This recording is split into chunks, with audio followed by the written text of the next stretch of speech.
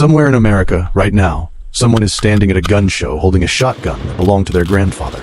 They're looking at a price tag. They're thinking about walking away with a few $100s in their pocket, and they have no idea that they're about to make one of the worst financial decisions of their life. That shotgun, the one they're about to let go for next to nothing, could be worth 3, 5, even 10 times that amount in just a few years. And it's not magic. It's not luck. It's something much simpler. A shrinking supply, a growing demand, and decades of craftsmanship that modern manufacturing will never be able to replicate again. Today we're counting down 7 shotguns that are quietly, steadily, almost invisibly becoming priceless. These aren't obscure safe queens that only a handful of wealthy collectors will ever touch. These are guns that millions of American households already own. Guns that have been sitting in closets, gun cabinets, and attics for decades, completely unnoticed. If you own even one of these 7, the smartest thing you will ever do with it is simple. Lock it in your safe. Take care of it, and never, ever let it go. Before we start, do me a favor. As each one of these comes up, think about your own collection, or your father's, or your grandfather's. By the end of this video, I want you to know exactly what you're sitting on. Let's get into it. Number 7. The Remington 870 Wingmaster, pre-1987 production. When most people hear Remington 870, they think of the most common shotgun in America. And honestly, that's fair. The 870 is the best-selling pump-action shotgun in history, with more than 11 million produced since it was introduced back in 1950. You'll find one in almost every pawn shop, every gun store, every estate sale in the country. But here's what most people miss. The 870 that rolls off the line today, and the 870 Wingmaster that Remington was building in the 1960s and 1970s, are not the same gun. They share a name. That's about where the similarities end. The early Wingmasters were hand-fitted.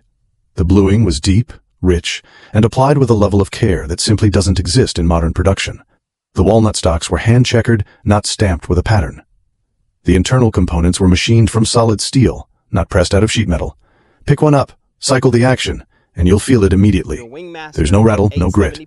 It feels like cycling a well-oiled bolt-action rifle. That's not an exaggeration. That's just what these guns feel like. So what changed? 1987. That's the dividing line. Remington was acquired by new ownership and the cost-cutting began almost immediately. Machined parts were replaced with stamped components. The bluing quality dropped, the walnut was swapped out for cheaper wood, and eventually for synthetic stocks. The hand-fitting that made the Wingmaster special simply disappeared. Collectors now draw a hard, unmistakable line between pre-1987 guns and everything that came after. And here's where it gets interesting. 10 years ago, a pre-1987 Wingmaster in good original condition was a $250 to $400 gun. Nobody was chasing them. They were just old pump shotguns, the kind of thing you'd see leaning in the corner of a garage. Today, clean, original examples are selling for $600 to $1,000. And premium configurations, things like left-hand models, 16-gauge variants, and the TB trap models, are pushing past $1,500 to $2,500. That's a massive jump in just a decade on a gun that most people still dismiss as common. Now here's the detail that adds real urgency to all of this. Remington went through bankruptcy in 2020. The company was broken apart and sold off in pieces. The Ilion, New York factory, the one where every original Wingmaster was built, has been closed. There will never be another Remington 870 Wingmaster made the way these were made. Ever. The supply is finite, and it's shrinking every single year. Guns get refinished, parted out for spare components, or simply left to rust away in barns and basements because nobody knew what they had. So if you own a pre-1987 Wingmaster in original condition, understand what you're holding. It's a piece of American manufacturing history, and it's gaining value month after month. Do not sell it. Do not refinish it. Do not swap that walnut for a synthetic stock. Leave it exactly as it is. Number 6, the Ithaca Model 37 Featherlight, pre-1986 production. If you've never handled an Ithaca Model 37, there's something about this shotgun that you need to understand, because it makes it unlike every other pump action ever built. It loads and ejects from the bottom, not the side, the bottom. That single design choice traces back to a John Browning patent, one that the Ithaca Gun Company waited years to use after the original patent expired. And it created a shotgun with a property that no other pump gun can match. Because there's no side ejection port, the Model 37 is completely sealed from above. Rain, snow, dust, mud, none of it can get into the action from the top or the side. That's exactly why law enforcement agencies fell in love with it. The New York City Police Department carried the Model 37.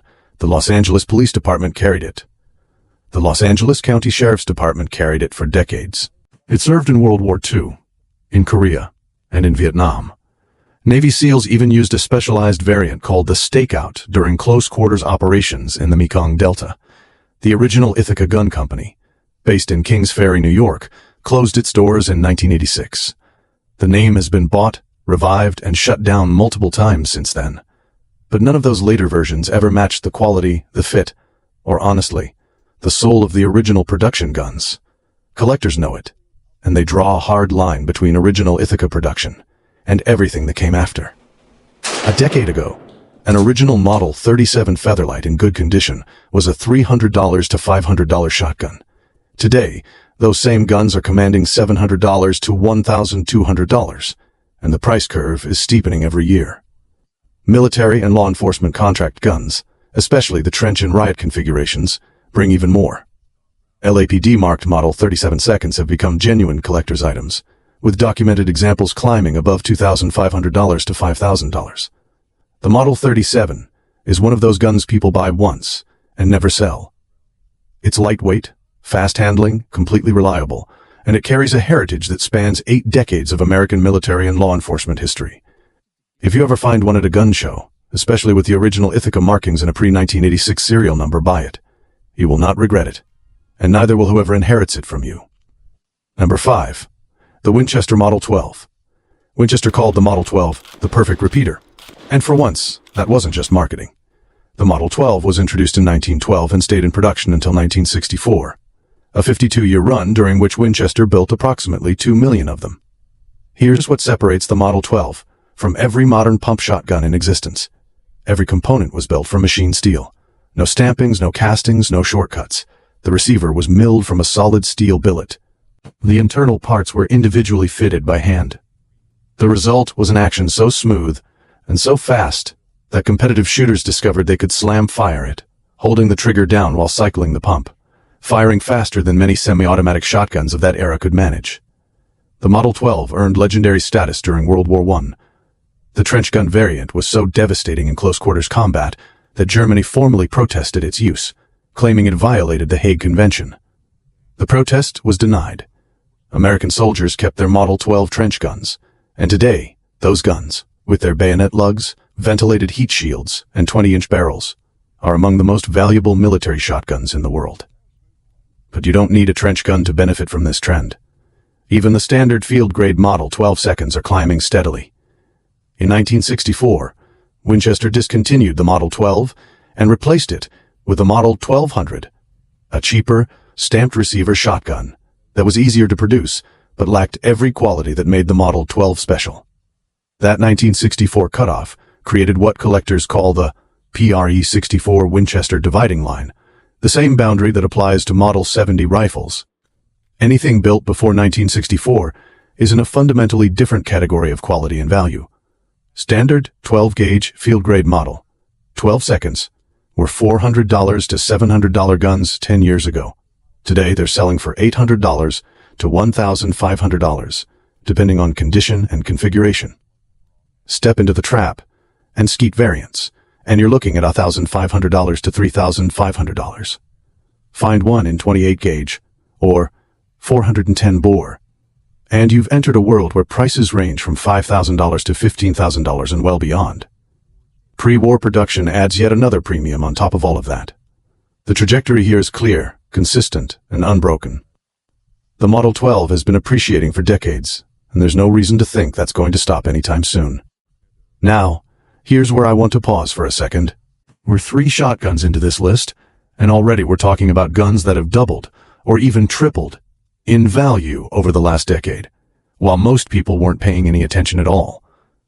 So here's my question for you. Do you own any of these first 3? And if you do, did you have any idea what they were actually worth right now? Drop a comment and let me know. I have a feeling some of you are about to be very surprised. Number 4. The Browning Auto 5. John Moses Browning is, without exaggeration, the most important firearms designer in human history. That's not opinion. That's just a factual summary of the man's body of work. He designed the 1911 pistol, the Browning High Power, the M2 heavy machine gun, the bar. The list goes on and on, almost to the point of being absurd. And yet, When Browning himself was asked which of his designs he considered his greatest achievement, he didn't say the 1911. He didn't say the machine gun. He pointed to the Auto 5.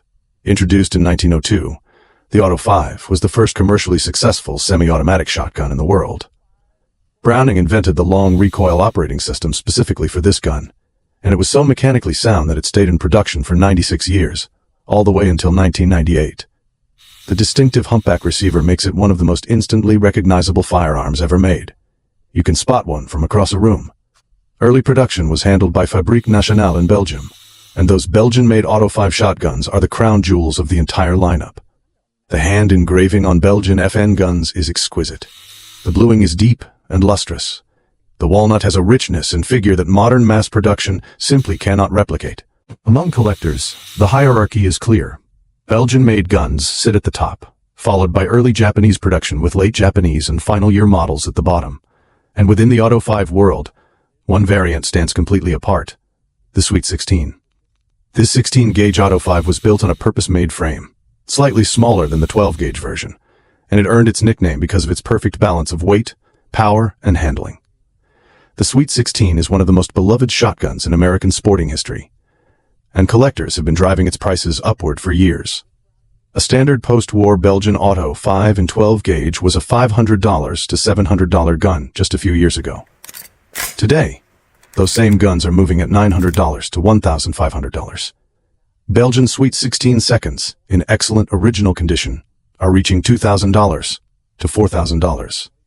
Pre-war, A-grade guns, and anything in the higher engraving grades, can break $10,000 to $25,000 and keep climbing from there. Here's something most people don't know. FN in Belgium is never making these again. The tooling is gone. The craftsmen who built them are gone. Every single Belgian Auto 5 in existence right now is all there will ever be. The supply curve on these guns only moves in one direction. Number 3. The Remington 1100. Early production, pre-1977. In 1963, the Remington 1100 did something that permanently changed the shotgun world. It made gas-operated semi-automatic shotguns reliable, affordable, and genuinely pleasant to shoot. Before the 1100 came along, semi-autos were either expensive, temperamental, or brutal on your shoulder.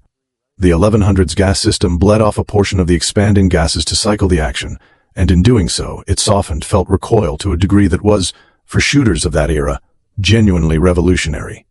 Within just a few years, the 1100 became the dominant competition shotgun in America, and eventually, the best-selling semi-automatic shotgun in history. But just like the 870, there's a dividing line here too. Early 1100s, particularly those made before 1977, were built to a standard that later production simply didn't maintain. The bluing was deeper. The walnut was finer. The internal components were machined to tighter tolerances. As Remington shifted toward higher volume production and cost-cutting in the late 1970s and beyond, the quality dropped in ways that experienced shooters can pick up on almost instantly. Hand someone a 1968 Remington 1100 and a 1988 Remington 1100, and they can usually tell the difference in about 30 seconds. The collector market has responded accordingly. Standard 12-gauge field models from the pre-1977 era were $250 to $400 guns 10 years ago. Today, clean, original examples bring $600 to $1,000. But the real action is happening in the sub-gauges and competition grades.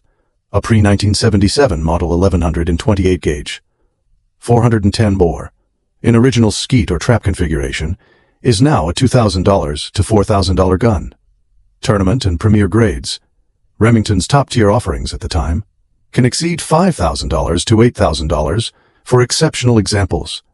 And just like with the 870, Remington's bankruptcy and dissolution have added real urgency to this market.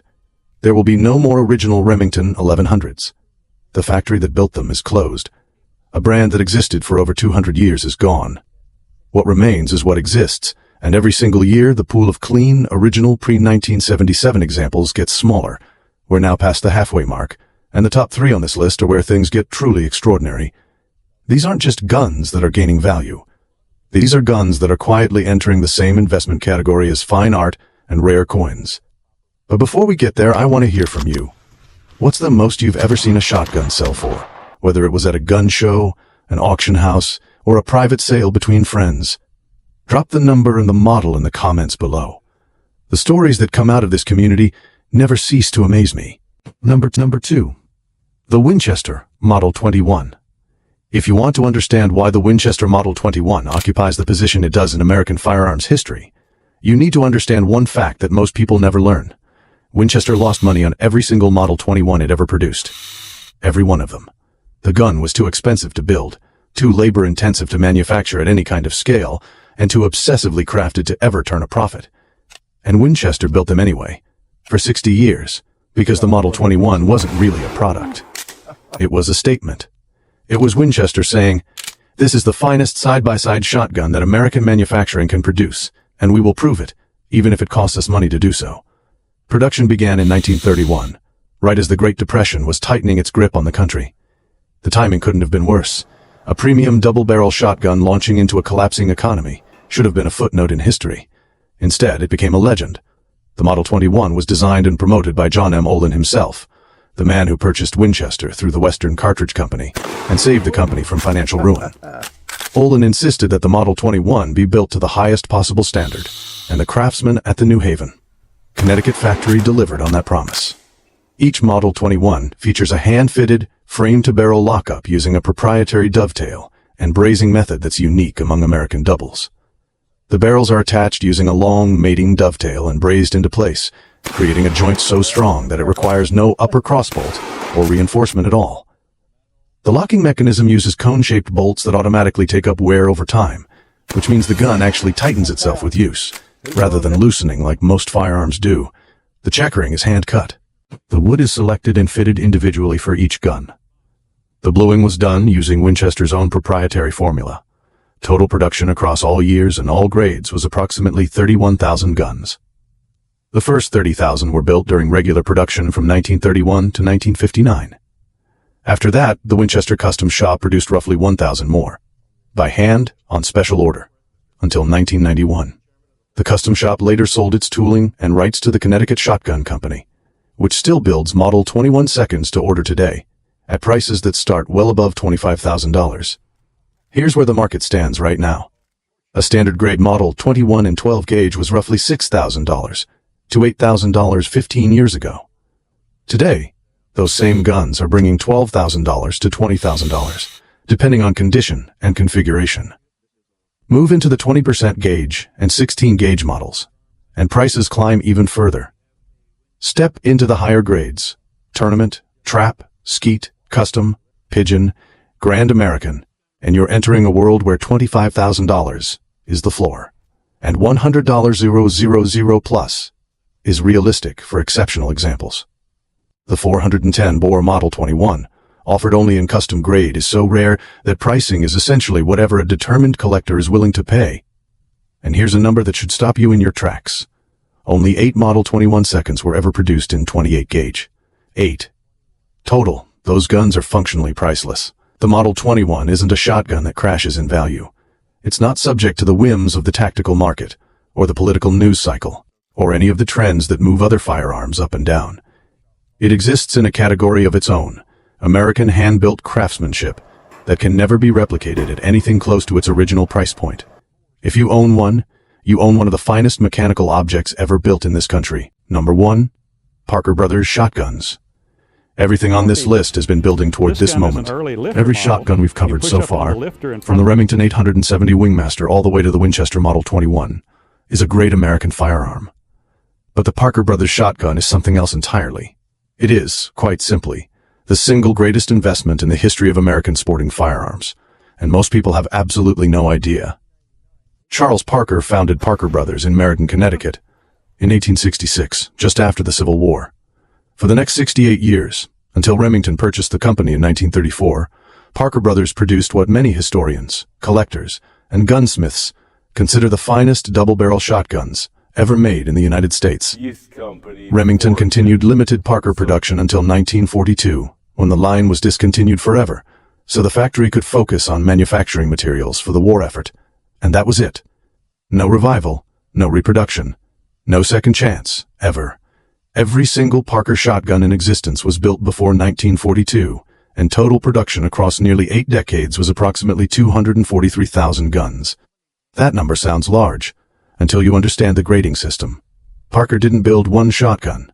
They built a hierarchy of shotguns, each grade representing an escalating level of engraving, quality, fit, and finishing. From bottom to top, the grades were the Trojan, then the VH, the GH, the DH, the CH, the BH, the A, the AAH, and at the very summit, the A1 Special. The lower grades were produced in large numbers, the higher grades were not. And the A1 Special, the absolute pinnacle of Parker craftsmanship, was produced in a total quantity of fewer than 80 guns across the entire history of the company. Fewer than 80, over nearly 7 decades of production. The A1 Special represents what is arguably the highest expression of the American gunmaker's art. Each one was hand-engraved, hand-finished, and fitted with the finest walnut available anywhere. These were shotguns built for presidents, for railroad barons, for the wealthiest sportsmen of the Gilded Age and the Roaring Twenties. Annie Oakley shot a Parker. Theodore Roosevelt's son received a Parker 20-gauge VH grade as a gift when he turned 14 years old. And that exact shotgun, Kermit Roosevelt's Parker, sold at Rock Island Auction in May of 2024 for $287,500. And the A1 Specials occupy a different atmosphere entirely. A Parker A1 Special sold at auction back in 2006 for over $500,000. In the years since, the market has continued to climb, and today, a comparable gun would be expected to bring well over $750,000 to $1 million. A Parker A1 Special in a small bore, 28 gauge, or 410, is essentially a museum piece. The value is whatever two determined collectors in a room decide it's worth, and that number keeps growing. But here's what most people miss, and this is exactly why I'm placing Parker Brothers at number 1 on this list. You do not need to own an A1 Special to benefit from the Parker appreciation curve. Even the entry-level grades are climbing steadily, year after year. A VH grade Parker in 12 gauge, the most common configuration by far, was a $2,000 to $3,000 gun 20 years ago. Today, it brings $5,000 to $10,000. The DHA grade in 20 gauge has moved from $10,000 to $15,000 into the $25,000 to $50,000 range, and the trajectory shows absolutely no sign of flattening out. The reason behind all of this is simple mathematics. 243,000 guns were made. Every single year, some of them are lost. To fire, to flood, to neglect, to estate liquidations where the heirs have no idea what they're holding. The supply only shrinks. It can never grow again. And the community of Parker collectors is one of the most dedicated, most organized, and most well-funded collector groups in the entire American firearms world. They aren't going anywhere. They're buying, they're holding, and they've been driving prices upward with a patience and consistency that has lasted for decades.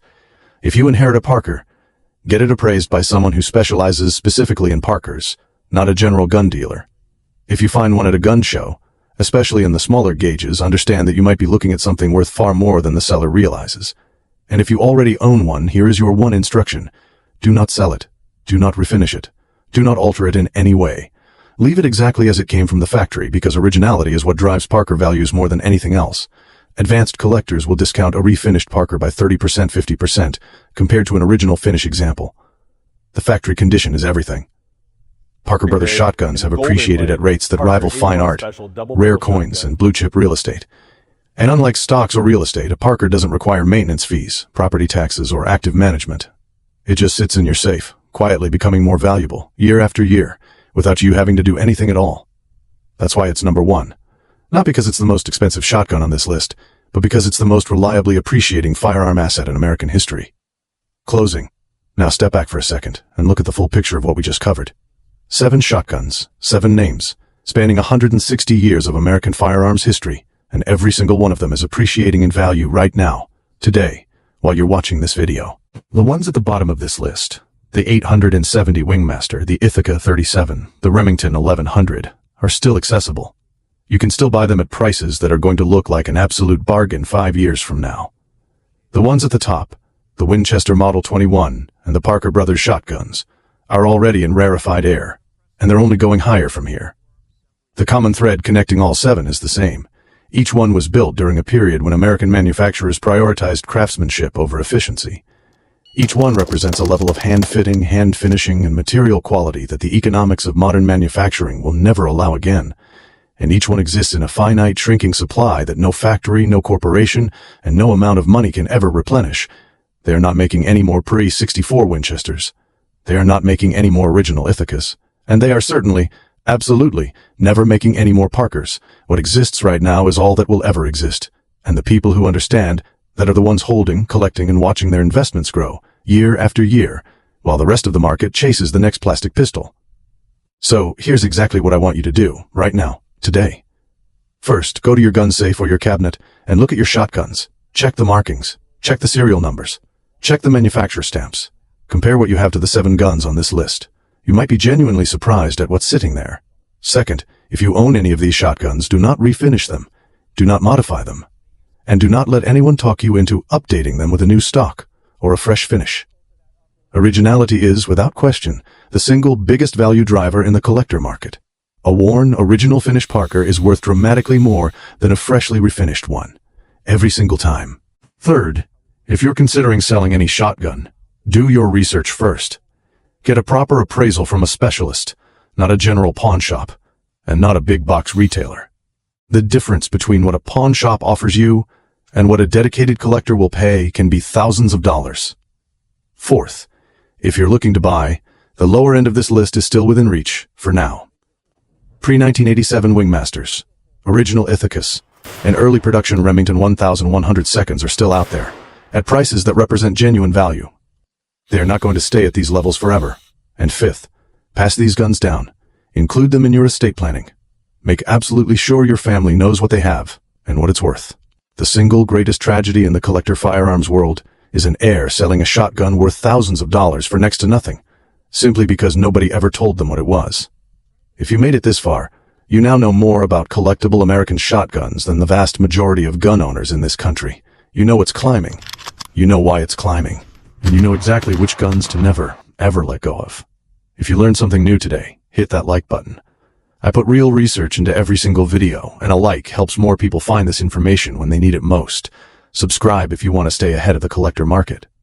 I cover firearms history, market trends, and investment-grade guns every single week. And now, here's my question for the comments, and I want your honest answer. Which shotgun on this list do you think is the most undervalued right now? The one with the most room left to grow? And if you own any of these 7, would you sell, or are you holding? Tell me below. I read every single comment, and honestly, the conversations in this community are half the reason I make these videos.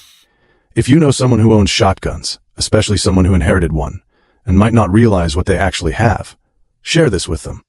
That single share could literally save them thousands of dollars.